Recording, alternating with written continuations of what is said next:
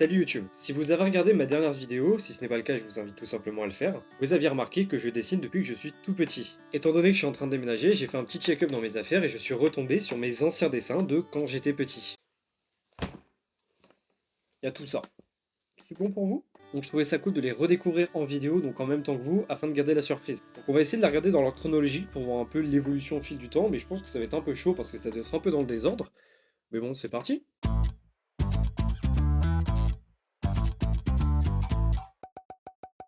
Ok, alors on va commencer avec ce cahier. Donc je me souviens très bien de lui parce que c'était un peu une sorte de journal intime. Bon ouais, c'est un cahier de brouillon. Et vous savez, il en fallait pas beaucoup pour que je sois heureux, hein. Tu me donnais un caillou avec un bâton, pour moi c'était Noël, hein. Donc quand j'étais petit, un cahier de brouillon, ça me suffisait amplement. Ok, donc je vais vous lire la première phrase qu'il y a sur la première page de mon cahier de brouillon intime, quoi, si je puis dire. J'ai une amoureuse, elle est aussi amoureuse de moi, j'ai aussi 3 peluches pour dormir, mais je ne me suis pas présenté. Je m'appelle Enzo, j'ai 8 ans.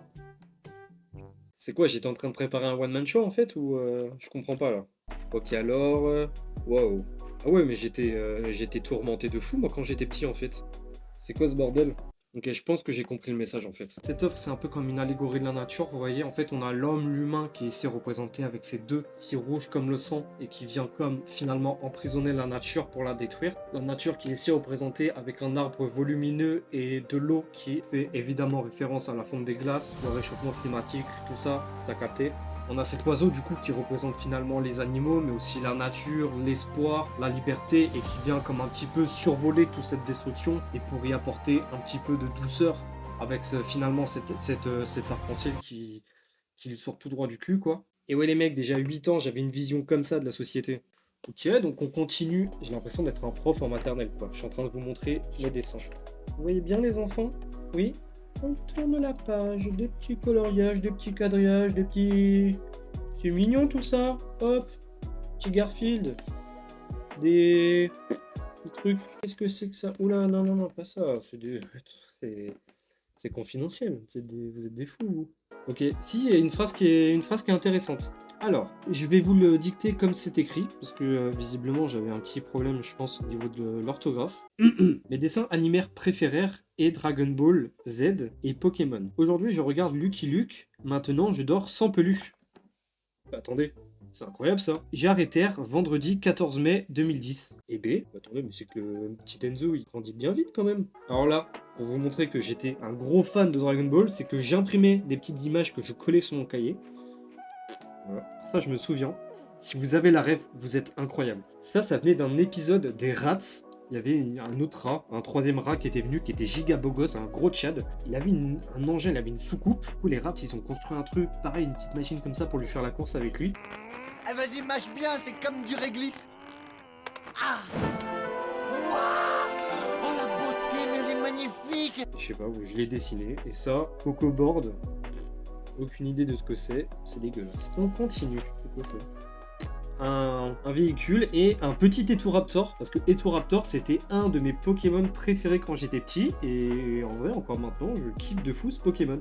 Il est bizarre, bizarre son nez un peu lui, non? Oh alors attendez, oh un truc que j'avais pas vu là. Oh, alors attendez, ça c'est une dinguerie ça par contre. Ok, alors attendez parce que il y a un poème que j'avais écrit quand j'étais en 6ème, je m'en souviens, parce que j'étais amoureux d'une meuf qui s'en battait les couilles de moi. Et je lui avais écrit un poème que je lui avais envoyé. Donc je vais vous le lire. Tout a commencé quand nos regards se sont croisés. Tu as renversé mon cœur, tu l'as fait chavirer. Mais baisez vos mères. Oh les véhicules là. Pardon, je reprends. Un vent d'amour m'a fait perdre la tête. J'espère que notre histoire va naître, pour ne pas qu'elle s'arrête. Tout devient beau et merveilleux quand je vais me noyer au large de tes yeux. Les sentiments encore ignorés se sont créés, il faut les conserver pour ne jamais les briser. C'est beau, putain. Et B, ouais, c'était vachement profond. En tout cas, merci à poèmefrançais.fr pour ce magnifique poème parce que évidemment, ça venait pas de moi, je l'ai pris sur internet. En fait, petit, j'étais un mélange entre Picasso, Greta Thunberg et Victor Hugo. Je vois pas d'autres possibilités là. Ok, alors on continue. Oh, j'aime bien lui. Et sympa.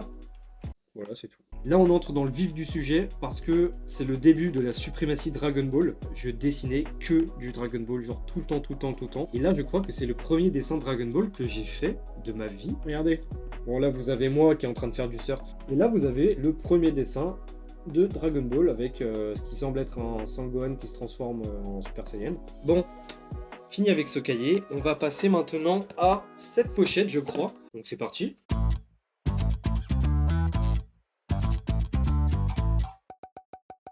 Ah non, alors attendez, avant, il y a, pareil, un cahier de brouillon, mais sans cahier finalement, il n'y a que des pages. Donc ça, je me rappelle, de base, c'est un cahier de brouillon que j'avais quand j'étais en cours, et je m'amusais à dessiner dedans, évidemment. Je faisais des tactiques de techniques d'Inazuma Eleven, parce que j'étais un gros fanboy d'Inazuma Eleven aussi, et du coup, je créais des techniques, et du coup, je faisais genre des... voilà, là, t'as l'attaquant, t'as Axel Blaze et Sean Frost qui arrivent comme ça sur le ballon, ils le croisent, ils tapent dedans et tout. J'étais un gros malade mental. Là, pareil, c'était des petits personnages que j'essayais de créer. Ça, c'est un mélange entre Trunks et Sora de Beyblade. Ok. Petit Sasuke que je faisais en cours. Un petit Natsu qui est pas dégueu en vrai. Qui est pas dégueu pour un truc fait en cours, franchement. Je pense que j'étais au collège pour celui-là. Donc celui-là, il n'est pas dans l'ordre chronologique parce qu'il est un peu plus vieux. Non, c'est fini pour ça. Donc on va passer à la pochette. Qu'est-ce qu'il y a là-dedans? Oh, on a un petit dessin comme ça, c'est tout. Ok, ouais, j'aime bien, j'aime bien. On a visiblement un petit bonhomme qui fait du toboggan sur le cou d'une girafe. On notera quand même qu'à 10 ans, ma girafe était mieux faite que celle de Squeezie. Hein. Waouh, waouh, waouh, waouh, waouh. On a un Gohan si Sangoku était le frère de Shishi. Il lui manque 2-3 neurones là. Alors attendez, parce qu'en parlant de Dragon Ball, j'ai retrouvé des pages que j'avais arrachées de mon cahier de brouillon là, donc celui-là. Et c'est un petit résumé de l'histoire de Dragon Ball. Il y a longtemps, sur la Terre, un petit bébé est venu avec une machine. Et tout un coup, c'est vraiment ce qui a marqué. Le bébé pleure. Et un vieillard est venu en disant « Ah, pauvre bébé, je vais le ramener. » Le vieillard s'appelait Sangohan. Sangohan a appelé le bébé Sangoku. Sangoku avait grandi, mais Sangohan avait pas vu que Sangoku avait que de singes. Sangohan avait entraîné Sangoku pour le tournoi d'arts martiaux. Un peu plus tard, sur Terre, Sangoku s'apprêta à combattre contre un certain Jackie Chun. Sangoku lance le Kamehameha, mais Jackie Chun esquive l'attaque. La partie 2, attention. Maintenant, c'est à Jackie Chun d'attaquer. Il donna un coup de poing à Sangoku, mais Sangoku avait aussi donné un coup de poing. Ils étaient à égalitaire. Sangoku s'est déplacé si vite que Jackie Chun l'a même pas vu. Et Jackie Chun est KO. Maintenant, Sangoku va affronter Shishi. Mais tout à coup, une certaine armée est venue. Elle s'appelait l'armée du ruban rouge. Sangoku les affronte sans peur et sans pitié. Sangoku lance le Kamehameha au robot. Il avait détruit tous les robots. Mais un nouveau... Il y a écrit quoi là? Mais un savant fou était venu, le docteur Gero. Voilà, ça se finit là. Petit cliffhanger, du coup on n'a pas la suite. Mais ce talent d'écriture, c'est incroyable, incroyable. J'en ai les larmes aux yeux. Ce petit beau résumé de Dragon Ball, quoi. Dites-moi ce que vous en pensez dans les commentaires. Moi j'ai bien aimé, perso. C'était sympa. Très fidèle à l'œuvre. Ok, encore des petits dessins de Dragon Ball. Et en vrai de vrai, celui-là, je l'aime bien. Regardez, j'ai visiblement voulu créer un antagoniste. C'est clairement un mélange entre Ginyu, Cell, Piccolo, Broly et un crabe. Et en vrai, j'aurais un peu envie de le redessiner maintenant avec mon niveau actuel. Et dites-moi d'ailleurs si ça vous intéresserait que je redessine des dessins de quand j'étais petit. Peut-être vos dessins à vous aussi. Ça serait cool que vous m'envoyiez vos dessins et que potentiellement je fasse une vidéo où je les redessine. Ok, toujours petit dessin de Dragon Ball avec ce qui semble être C16 qui se transforme en Super Saiyan. Alors, moi, j'étais un peu dans ce délire multiverse, etc. Genre what if, est-ce que possible, etc. Pour moi, C16, je le kiffais de fou. Et pour moi, c'était un Saiyan. Petit dessin d'une meuf. Voilà, Osef, je sais pas ce que c'est. Osef aussi. Après, en vrai, faut savoir que j'étais petit, hein. Là, je suis en train d'oublier, mais moi, je pense que je vais avoir peut-être 11 ans quand j'ai fait ces dessins-là. Pour un gamin de 11 ans, je trouve que c'est bien, en vrai, sans vouloir me vanter ou me jeter des fleurs. En vrai, je sais pas trop. Parce que regardez, même ce petit Regigigas là, Regigigas, vous l'appelez comme vous voulez, j'en ai rien à foutre. J'ai peut-être pris la grosse tête en fait. Mais pour moi, je m'attendais vraiment à voir des dessins de merde, genre des dessins tout moches, etc. Et en fin de compte, ça va, hein. Genre, même celui-là, regardez. Là, les proportions un peu à la Wallengen, un peu en freestyle, mais en vrai de vrai. Ok, là c'est intéressant aussi parce que il y avait une période où j'ai essayé de créer des personnages. Quand j'étais petit, je voulais devenir mangaka, etc. Et je faisais que de créer plein d'histoires. Évidemment, je prenais comme référence ce que je voyais, donc Dragon Ball, One Piece, etc. Ça, c'était un personnage que j'avais créé. Je le trouve vraiment pas mal. Ça aussi, du coup, c'est un personnage que j'avais créé. C'était le visage d'un mec dans Inazuma Eleven, le jeu. Et ce personnage-là s'appelait Zephyr. Et je m'en rappelle parce que ce mec-là, c'était un de mes personnages préférés d'Inazuma Eleven, alors que le mec est pas du tout intéressant. Il fait même pas partie de l'histoire. Alors, bon, ça c'est un autoportrait de moi quand j'avais 12 ans. Et ça, c'est un portrait de moi si je m'appelais Johnny et que j'avais un bouc et que je chantais Allumer le feu, quoi.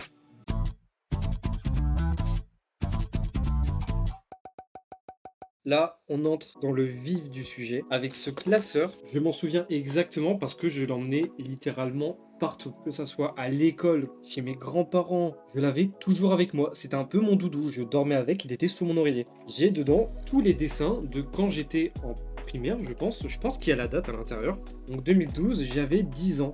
Déjà, petit dessin de Luffy qui tire un peu la gueule. Alors j'avais cette tendance, cette fâcheuse tendance à dessiner et à ne jamais finir mes dessins. C'est-à-dire que ils étaient toujours coupés. Pourquoi? J'en ai aucune putain d'idée. Ah oui, alors aussi c'est pareil. Dedans, il y a des dessins qui sont beaucoup mieux faits que les autres. C'est parce qu'en fait, j'avais un oncle qui dessinait super bien. Donc c'est des dessins c'est des dessins qu'il faisait, qu'il m'avait donné. C'est un peu mon mentor, mon sensei, mon Jiraya quoi en quelque sorte. Un petit dessin de Luffy dans le coin de la gueule. Encore du Luffy dégueulasse. Encore du Luffy et du Chopper dégueulasse. Du Chopper et un Goku que j'avais fait et j'étais très content de celui-là. Oh alors celui-là c'est une vraie pépite parce que j'étais trop fier de ce dessin.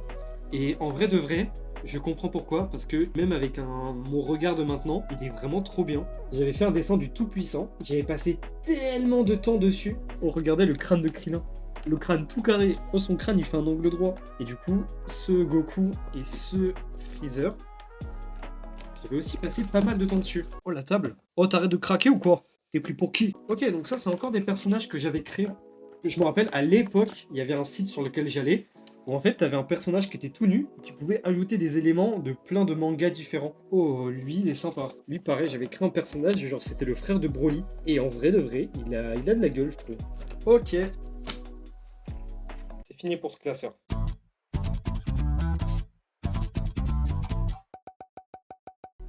Donc on va passer avec la dernière pochette qui est celle-là. Il en reste une autre, celle-là, mais c'est plutôt des projets d'école.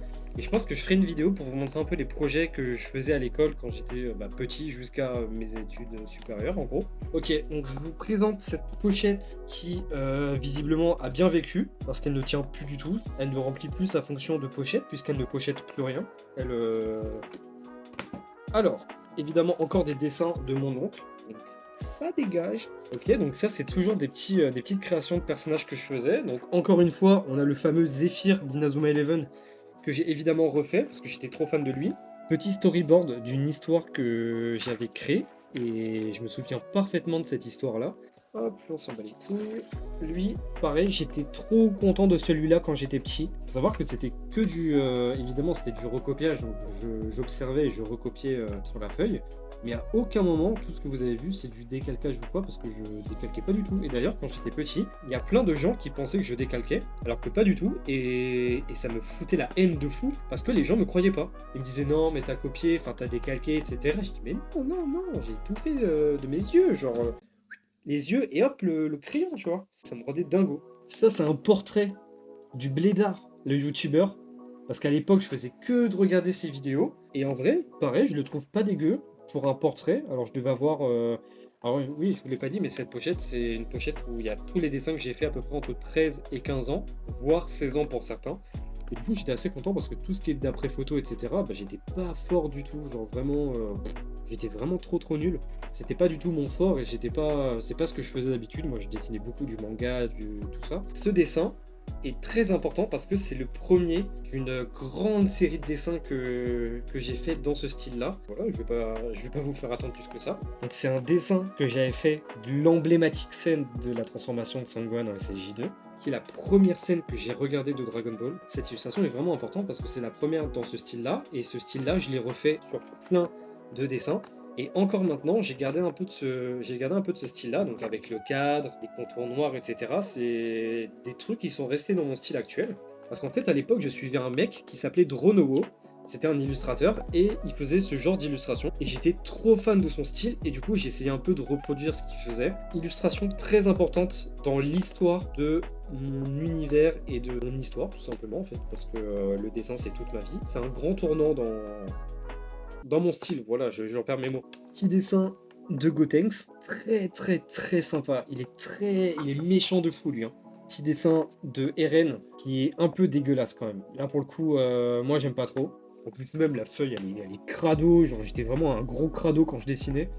Genre celui-là, j'aime pas du tout ce dessin. C'est sympa parce que j'avais fait le trio The Danger, je crois. Je crois que c'est le trio de chiens de l'univers 8 de Champa, si je dis pas de bêtises. Et du coup là vous pouvez le voir, genre il y a toujours le principe du cadre. Et j'aimais bien genre faire en sorte que le personnage il sorte un peu du cadre.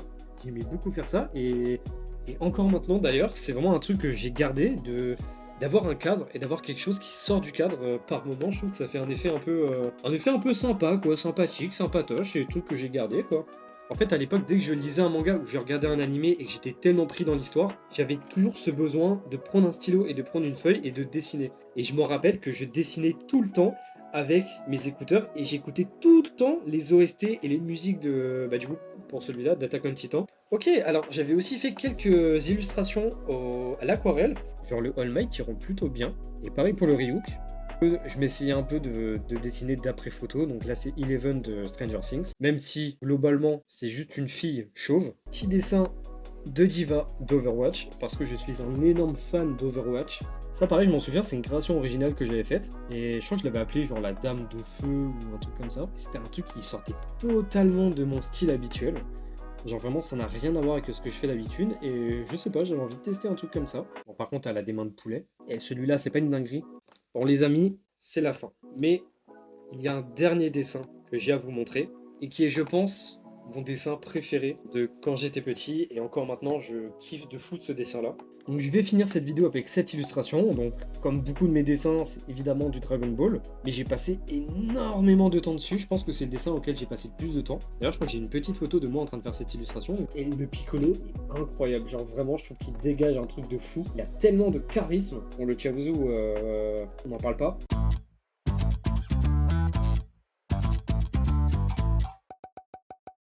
Donc merci beaucoup d'avoir regardé cette vidéo. Si vous êtes arrivé jusque là, n'hésitez pas à me dire en commentaire votre illustration préférée.